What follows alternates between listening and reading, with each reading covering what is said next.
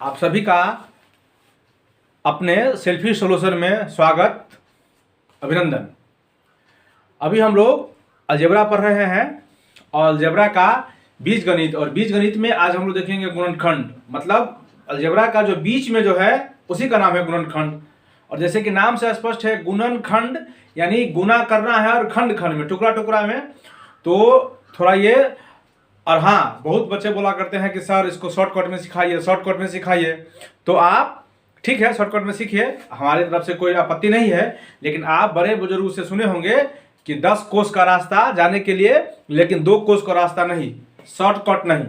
और ऐसा कहा करते हैं कि सफलता का कोई शॉर्टकट नहीं है, और ये सच भी है। तो आप हम पढ़ाएंगे डिटेल से, आप एक बार इसको समझिए, और अगर आपको आ जाएगा तो आप खुद शॉर्टकट निकालना सीख सकते हैं, है ना। क्योंकि जब शॉर्टकट का तरीका जब एग्जाम में आपको फंसेगा तो फिर वहाँ कोई शॉर्टकट काम आने वाली नहीं है। इसीलिए पहले इसको थोड़ा बेसिक से समझिए। और गुणनखंड का 3-4 पार्ट बनेगा, आप हर एक बात को थोड़ा डिटेल से समझिए। और अगर आप ये 4-5 सीरीज का होगा उसको अगर आप देख लेंगे तो हम हमारे हिसाब से आप गुणनखंड सीख लेंगे। इसको बारी बारी से हम लोग इसको अलग अलग करते हैं। तो जैसे कि अलजेब्रा में सबसे पहले शुरू होता है जहां से उच्चार अक्षर से शुरू होता है। तो एक बार हम लोग देखते हैं क्या 2 पार्ट में। एक हम लोग पढ़े थे, जैसे कि मान लो हुआ 12, तो इसी को हम लोग, ये अपना अंक है ना। तो अलजेब्रा में इसी को हम लोग पढ़ते थे अक्षर, और इंग्लिश में इसको हम लोग पढ़ रहे थे कांस्टेंट। पढ़े हैं, आप देखे होंगे पिछला वीडियो। और ये मान ले है x², तो इसी ये अंक में है, अक्षर में, ये अपना है अक्षर में। इसी को बोलते हैं वेरिएबल। अब देखे होंगे, तो एक बार हम देखते हैं कि दोनों को खंड खंड कैसे करते हैं। जैसे कि 12, तो 12 को आप खंड करना जानते होंगे। 12 लीजिए और पहले इसको 2 से डिवाइड कर दीजिए, यहाँ 6 हुआ, फिर यहाँ 2 से कर दीजिए, यहाँ फिर देखिए 3 हुआ। तो आप 12 को जो गुणनखंड करेंगे तो आप ऐसे लिख सकते हैं 2 × 2 × 3, ये भी गुणनखंड है। लेकिन एक और तरीका है जिसको हम बोलते हैं फैक्टर ट्री या ट्री मेथड। क्या है देखिए, जैसे कि आपसे पूछेगा 12, तो इसको हम ऐसे लिख सकते हैं। कैसे? पहले 1 से देखिए, पहले एक बार ये 1 12, एक इसका ऐसे भी हम इसको लिख सकते हैं 12 को 1 × 12, या फिर 12 को आप ऐसे भी लिख सकते हैं। कैसे? 2 × 6, देखिए ये भी हो सकता है। 12 को आप ऐसे भी लिख सकते हैं 3 4, ये ऐसे भी हो सकता है। 12 को आप ऐसे भी लिख सकते हैं 4 3। तो ये तो अब तो एक ही बात हो गया, अब आपको आगे जाने की जरूरत नहीं है। यानी आप 12 को नंबर 1 ऐसे लिख सकते हैं 1 × 2, ये भी इसका तरीका है। और हम लोग 2 पार्ट में आपको इसलिए बोल रहे हैं क्योंकि जब हम लोग इसका मिडिल टर्म स्प्लिटिंग करेंगे, जिसके लिए सारा साजबाज चल रहा है, अभी शादी तो बाद में होगी, ये अभी साजबाज चल रहा है तो चलेगा। तो पहले एक बार साजबाज को समझिए, फिर हम लोग चलेंगे शादी में। तो 12 को ऐसे लिख सकते हैं 1 × 12, 2 × 6, 3 × 4 या 4 × 3, एक ही बात, अब इसे आगे जाने की जरूरत नहीं है। तो 12 को हम लोग ऐसे भी लिख सकते हैं। ठीक, फिर देखिए ये हुआ 12। अगर आपसे फिर इसी के जगह 12 नहीं करके कोई और संख्या आपको दे दी जाए तो हम लोग क्या करेंगे? 2 पार्ट में, आगे वाला आवाज आप समझ रहे होंगे, इसीलिए देखिए 2 पार्ट में। जैसे कि आपसे पूछा जाए कि 24 बताइए, 24 को कैसे लिख सकते हैं?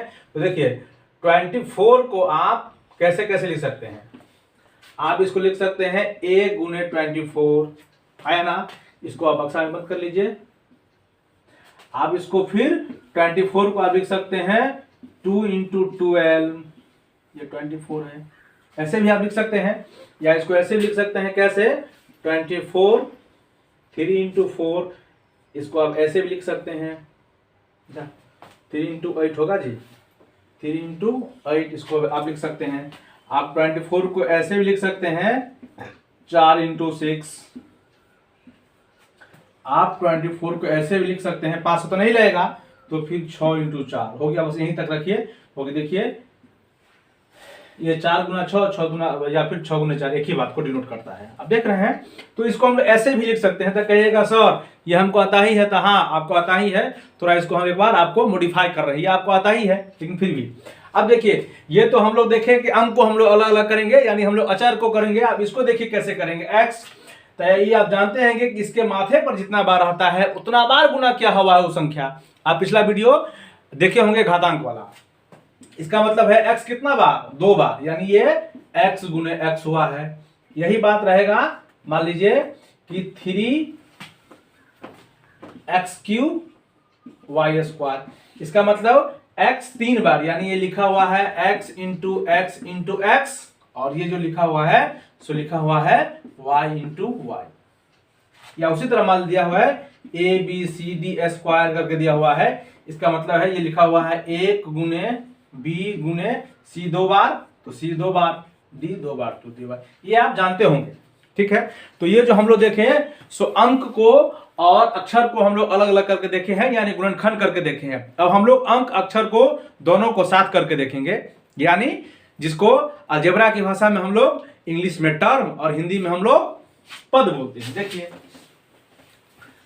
क्या, अगर आपसे कोई आदमी पूछे ये तो आप कर लिए तो आसान था, ये इससे भी आसान है क्या? देखिए अब आपसे कोई आदमी कहे कि बताइए 2x² को अलग अलग करिए, तो कुछ नहीं करना है। देखिए 2 है तो आप 2 लिख दीजिए, x कितना बार, 2 बार, तो लिख दीजिए x गुने x, हो गया गुणनखंड। फिर उसी तरह 6xy हो गया, तो आप इसको अलग अलग करिए, तो अलग अलग करेंगे तो 2 गुने 3 आएगा। हाँ एक भी आएगा, कहिएगा कि सर एक भी होगा, तब एक भी लिख सकते हैं, लेकिन एक लिखने की जरूरत नहीं है, क्योंकि भगवान एक है ना, वो रग रग में समाये हुए हैं। सुने हैं ना कि तुम समाये हो रग रग में,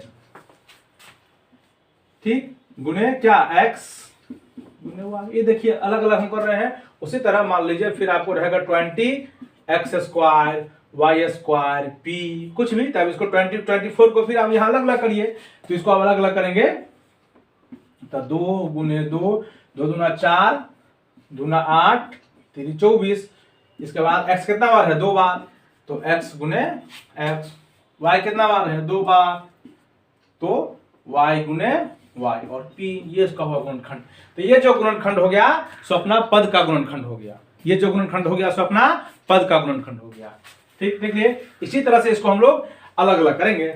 अब देखिए, अब थोड़ा हम लोग अंग का देख लिए, अंग को हम लोग देखे हैं ना, हम लोग इसमें देखिए किसका किसका हम लोग देखे हैं, हम लोग अंक का देख लिए। इसको पहले सीखिएगा, अंक का हो जाएगा तो फिर आप अक्षर का सीखिए, अक्षर का हो गया तो फिर दोनों मिला को हम लोग पद को करना सीखे। पद को सीखने के बाद हम लोग क्या करेंगे, अब हम लोग पहले देखते हैं एक बार चिन्ह के बारे में हम लोग समझते हैं। चिन्ह को समझिए, जो चिन्ह को हम लोग कैसे ऑपरेट